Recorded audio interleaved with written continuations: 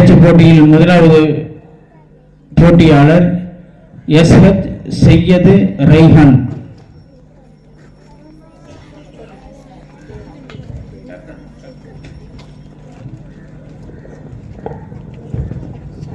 பிஸ்மில்லாஹிர்ரஹ்மானிர்ரஹீம்.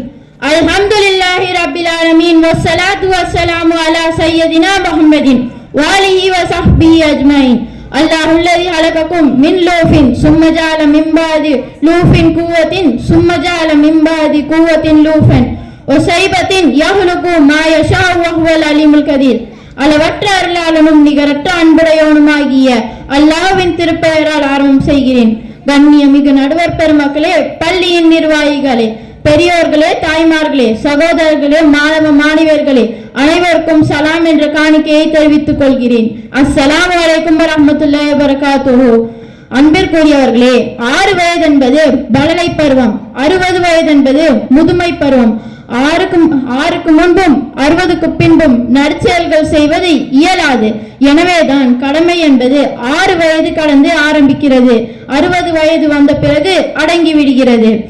6 வயது என்பது வாழ்வில் புது உணர்வை தருகிறது, அதை தொடங்கும் பருவம் எனலாம். 6ஆம் வயது கடந்து 7ஆம் வயதில் அடி எடுத்து வைக்கும் போதுதான் கடமை என்பது ஆரம்பிக்கிறது. இது குறித்து நபிமொழி இவ்வாறு கூறுகிறது: முர்ரு வௌலாதுஹும் பிஸ்ஸலாத்தி வஹும் அப்னா சப சினீன வல்ரிபுஹும் அலைஹா வஹும் அப்னா அஸ்ர சினீன். உங்களுடைய சிறு குழந்தைகளை அவர்கள் 7 வயதாகும் பொழுது தொழுகையை கொண்டு ஏவுங்கள். 10ஆம் வயதில் அவர்கள் தொழுகையை விட்டதற்கு லேசாக அடியுங்கள். மேலும் படுக்கை விரிப்பிலிருந்து பிரித்து வையுங்கள் என நபி ஸல்லல்லாஹு அலைஹி வஸல்லம் அவர்கள் கூறியுள்ளார்கள். அல்லாஹ் தான் உங்களை படைத்தான். 7 வயது என்பது 7 வயது கடமையை ஆரம்பிக்கிறது. அது 10ஆம் வயதில் நமக்கு கட்டாயமாகிறது. 10ஆம் வயதில் கடமையை விட்டதற்கு கண்டிக்கப்படுகிறது. அல்லாஹுல்லதி ஹலகக்கும் மின் லூஃபின் சும்ம ஜஅல மின் பாதி லூஃபின் குவத்தின் சும்ம ஜஅல மின் பாதி லூஃபின் குவத்தின் வஷைபத்தின் யஹ்லுகு மா யஷாஉ வஹுவல் அலீமுல் கதீர். அல்லாஹ் தான் உங்களை படைத்தான், அவனே பலவீனமான நிலையில் ஆக்கினான். அதற்கு பின்னர் அவனே பலத்தையும் கொடுத்தான், அதற்கு பின்னர் அவனே பலவீன நிறையும் ஆக்கினான். தான் நாடியதை அவன் படைக்கிறான், எல்லாம் அறிந்தவன், பேராற்றலுடையவன். ஒரு மனிதன் 60 வயது ஆண்டுகளை தள்ளி போட்ட பிறகு அவன் கூறும் சாக்கு போக்கை அல்லாஹ் ஏற்பதில்லை.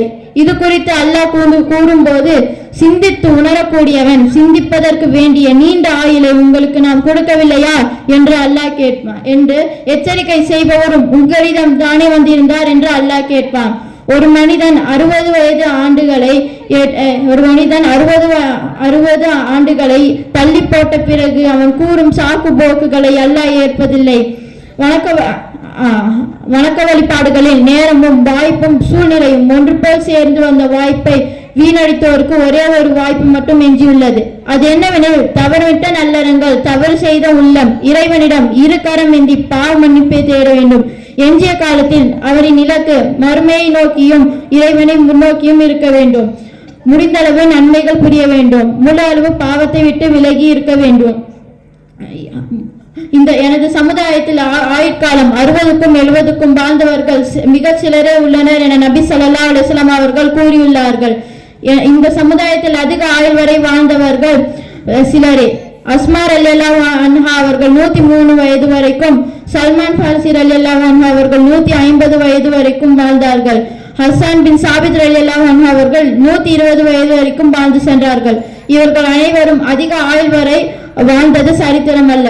ஆயுளில் கடைசி வரைக்கும் சாக்கு போக்கை கூறாமல் நல்லறங்களை செய்து வாழ்ந்ததுதான் சரித்திரம், சாதனை அனைத்தும். நமது பிறப்பு சாதாரணமாக இருந்தாலும் நமது இறப்பு சரித்திரமாக அமைய வேண்டும். 6லிருந்து 60 வரைக்கும், 60லிருந்து ஆயுள் கடைசி வரைக்கும் எல்லை மீறாமல் நல்லறங்களை புரிந்து நல்லோர்களாக வாழ்வோம், நன்மை புரிந்து வரைவோம் என கூறி என் உரையை நிறைவு செய்கிறேன். வாஹிர் தவானா அனில் அல்ஹம்துலில்லாஹி ரப்பில் ஆலமீன். அஸ்ஸலாமு அலைக்கும் வரஹ்மத்துல்லாஹி வபரகாத்துஹு.